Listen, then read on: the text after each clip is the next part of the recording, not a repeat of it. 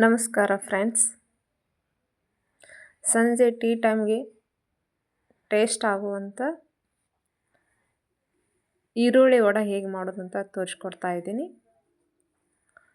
ಇಲ್ಲಿ 7 ಅಥವಾ 8 ಈರುಳ್ಳಿಯನ್ನು ಈ ಥರ ಉದ್ದುದ್ದಾಗಿ ಕಟ್ ಮಾಡ್ಕೋಬೇಕು. ಯಾಕಂದ್ರೆ ಜಾಸ್ತಿ ಈರುಳ್ಳಿನೇ ವಡೆ ಮಾಡ್ತಿರೋದ್ರಿಂದ ಈರುಳ್ಳಿ ಜಾಸ್ತಿನೇ ಇರಬೇಕಿಲ್ಲೇ. ಈಗ ಸ್ವಲ್ಪ ಉಪ್ಪು ಹಾಕಿ ಕಲಸಿಡಬೇಕು, ಅಂದ್ರೆ ನೀರಿನ ಅಂಶ ಬಿಡುತ್ತಾ ಸ್ವಲ್ಪ.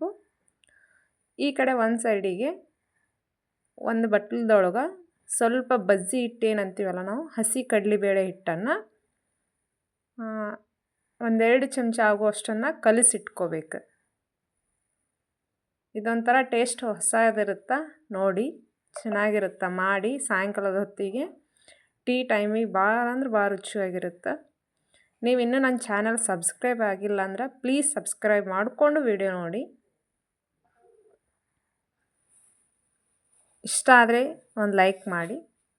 ನಾವೇನು ಈರುಳ್ಳಿನ ಹೆಚ್ಚಿಟ್ಕೊಂಡು ಉಪ್ಪಾಗಿ ಇಟ್ಟಿದ್ವಲ್ಲ, ಅದಕ್ಕೆ 3 ಅಥವಾ 4 ಹಸಿ ಮೆಣಸಿನ್ಕಾಯಿ ಸಣ್ಣದಾಗಿ ಹೆಚ್ಚಿ ಹಾಕೋಬೇಕು. 1 ಅಥವಾ 2 ಎಲೆ ಕರಿಬೇವನ್ನು ಸಣ್ಣದಾಗಿ ಹೆಚ್ಚಿ ಹಾಕಬೇಕು.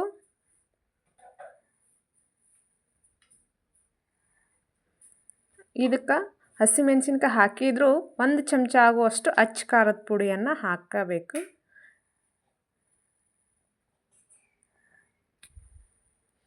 ಸ್ವಲ್ಪ ಚಿಟಿಕೆಯಷ್ಟು ಅರಿಶಿನ ಪುಡಿ. ಇಲ್ಲಿ ನಾವು ಒಂದು ಸ್ವಲ್ಪ ಕಡಲೆ ಹಿಟ್ಟು, ಹಸಿ ಕಡಲೆ ಹಿಟ್ಟು, ನಾವೇನು ಬಜ್ಜಿ ಮಾಡೋಕೆ ತಗೋತೀವಲ್ಲ ಹಿಟ್ಟನ್ನು, ಅದನ್ನು ಸ್ವಲ್ಪ ಹಾಕಿ ಕಲಿಸ್ಕೋಬೇಕು. ಕಲಿಸಿದ ಮೇಲೆ ನಾವೇನು ಕಡಲೆ ಹಿಟ್ಟನ್ನು ಸ್ವಲ್ಪ ಕಲಸಿಟ್ಟಿದ್ವಲ್ಲ ಮೊದಲೇ, ಅದನ್ನು ಇದನ್ನ ಜೊತೆ ಮಿಕ್ಸ್ ಮಾಡಬೇಕು. ಇಲ್ಲಿ ನೀರನ್ನು ಬಳಸಲೇಬಾರ್ದು ಒಟ್ಟ.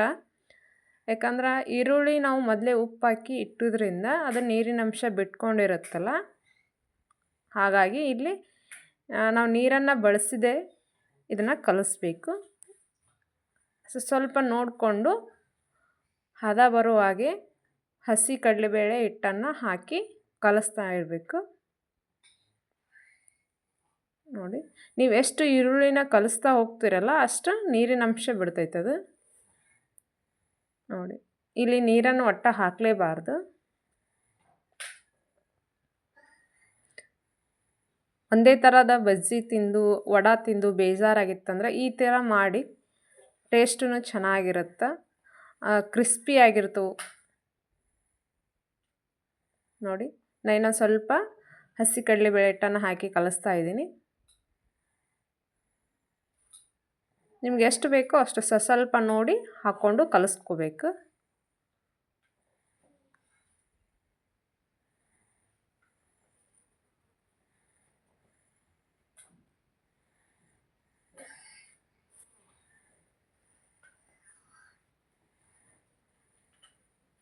ಥರ ನೀವು ಇದನ್ನು ಬೋಂಡ ಥರನೂ ಮಾಡ್ಬೋದು. ಇಲ್ಲಿ ನಾನು ವಡೆ ಟೈಪ್ ಮಾಡಿ ಹಾಕ್ತಾಯಿದ್ದೀನಿ. ನೋಡಿ, ಎಣ್ಣೆ ಕಾದಿದೆ, ಅದ್ರ ಮೇಲೆ ಸ್ವಲ್ಪ ವಡೆ ಥರ ಮಾಡಿಕೊಂಡು ಹಾಕಬೇಕು.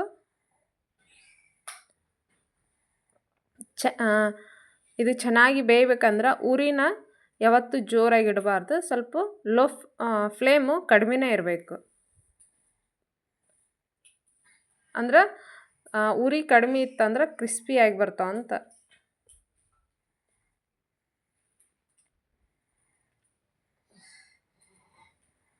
ಭಾಳ ಅಂದ್ರೆ ಭಾಳ ರುಚಿಕರವಾಗಿರ್ತವೆ. ಇದು ಜಾಸ್ತಿ ಈರುಳ್ಳಿನೇ ಬಳಸಿದ್ರಿಂದ ಸ್ವಲ್ಪ ಕ್ರಿಸ್ಪಿ ಟೈಪ್ ಬರುತ್ತೆ. ಇಲ್ಲಿ ಜಾಸ್ತಿ ಹಿಟ್ಟನ್ನು ಏನು ನಾವು ಬಳಸೋದಿಲ್ಲ.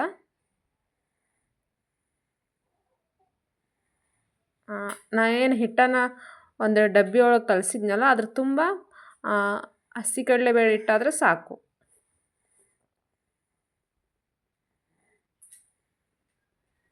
ಒಮ್ಮೆ ಟ್ರೈ ಮಾಡಿ, ಹೇಗಿದೆ ಅಂತ ಕಮೆಂಟು ಮಾಡಿ.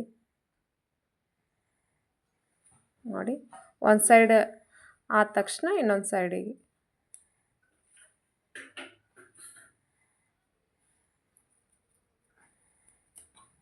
ಸಣ್ಣ ಉರಿಯಲ್ಲೇ ಇಟ್ಟರೆ ಸ್ವಲ್ಪ ಭಾಳ ಹೊತ್ತು ಬೇಕಾಗುತ್ತೆ. ಆದ್ದರಿಂದ ಚೆನ್ನಾಗಿ ಬರಬೇಕಂದ್ರೆ ಸ್ವಲ್ಪ ಉರಿ ಕಡಿಮೆನೇ ಇರಲಿ.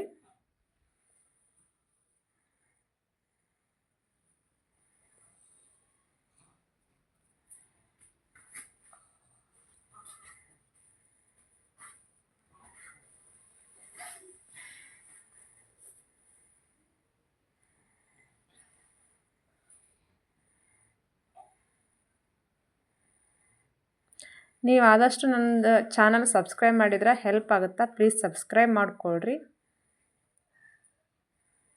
ನನಗೂ ಹೆಚ್ಚಿಗೆ ವಿಡಿಯೋ ಹಾಕೋಕೆ ಒಂದು ಸ್ವಲ್ಪ ಪ್ರೋತ್ಸಾಹ ಸಿಕ್ಕಂಗಾಗುತ್ತೆ, ಖುಷಿನೂ ಆಗುತ್ತೆ ಅದಕ್ಕೆ.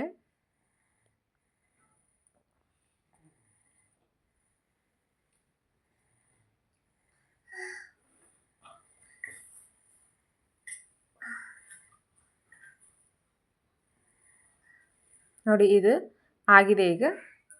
ಈ ಥರ ನೋಡಿ ಕ್ರಿಸ್ಪಿಯಾಗಿ ಹೇಗಾಗಿದೆ. ಯಾಕಂದ್ರೆ ನಾವು ಜಾಸ್ತಿ ಉರಿ ಇಟ್ವಿ ಅಂದ್ರೆ ಒಂದೇ ಟೈಮ್ಗೆ ಕರಕಲು ಟೈಪ್ ಆಗಿಬಿಡ್ತವೆ. ಆದ್ದರಿಂದ ಕಡಿಮೆ ಉರಿ ಇಟ್ಕೊಂಡು ಟೈಮ್ ಆದರೂ ಪರವಾಗಿಲ್ಲ, ಸ್ವಲ್ಪ ಹೊತ್ತು ಬೇಯಿಸ್ಬೇಕು.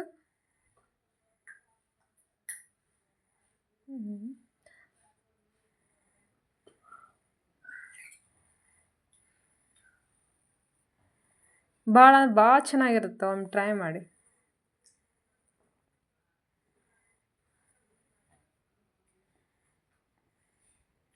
ಸ್ವಲ್ಪ ಇದ್ರ ಮೇಲೆ ಒಂದು ಸ್ವಲ್ಪ ಉಪ್ಪು, ಸಣ್ಣ ಉಪ್ಪು ಹಾಕಿಬಿಟ್ರಂತೂ ತಿನ್ನೋಕಂತೂ ಅದ್ಭುತವಾಗಿರುತ್ತೆ. ನೋಡಿ ವಡಾ ಟೈಪ್ ತಟ್ಕೊಂಡು ಹಾಕ್ತಾಯಿದ್ದೀನಿ.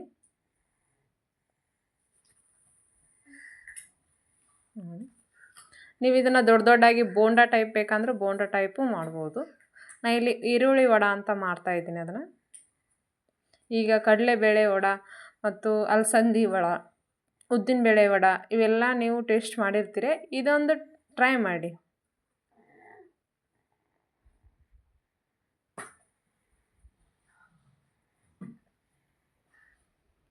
ಈಗ ಜಾಸ್ತಿ ಸಾಮಗ್ರಿಗಳು ಏನೂ ಬೇಕಾಗಿಲ್ಲ. ಒಂದು 7 ಅಥವಾ 8 ಈರುಳ್ಳಿ ಇದ್ದರೆ ಸಾಕು. ನಿಮಗೆ ಕೊತ್ತಂಬರಿನೂ ಬೇಕಂತೇನಿಲ್ಲ ಇದಕ್ಕೆ. ಸ್ವಲ್ಪ ಒಂದು 2 ಎಲೆ ಕರಿಬೇವಾದ್ರೆ ಸಾಕು. ನಾನು ಮೊದಲೇ ಈರುಳ್ಳಿ ಒಳಗೆ ಉಪ್ಪು ಕಲಸಿದ್ರಿಂದ ನೀವು ಉಪ್ಪು ನೋಡ್ಕೊಂಡು ಟೇಸ್ಟ್ ಹಾಕೋಬೋದು. ಉಪ್ಪು ಆಗಿಲ್ಲ ಅಂದರೂ ಇದೇನು ಕರೆದಿದ್ರ ಮೇಲೆ ನಾವು ಲಾಸ್ಟಿಗೆ ಕರೆದಾದ್ಮೇಲೆ ಸ್ವಲ್ಪ ಮೇಲೆ ಉದುರಿಸ್ಬೇಕು ಉಪ್ಪನ್ನು. ಭಾಳ ಅಂದ್ರೆ ಭಾಳ ರುಚಿಯಾಗಿರುತ್ತೆ. ನೋಡಿ ಎಷ್ಟು ಚೆನ್ನಾಗಿ ಕಾಣ್ತೈತೆ, ಅಷ್ಟು ಕ್ರಿಸ್ಪಿಯಾಗಿದ್ದಾವೆ. ಇದ್ರ ಮೇಲೆ ನೋಡಿ ನಾನು ಸಣ್ಣಗೆ ಉಪ್ಪನ್ನು ಉದುರಿಸಿದ್ದೀನಿ.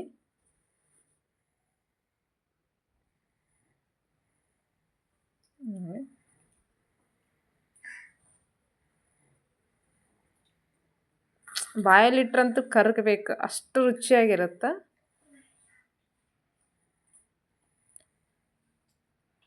ಒಮ್ಮೆ ಟ್ರೈ ಮಾಡಿ, ಹೇಗಿದೆ ಅಂತ ತಿಳಿಸಿ. ಧನ್ಯವಾದಗಳು.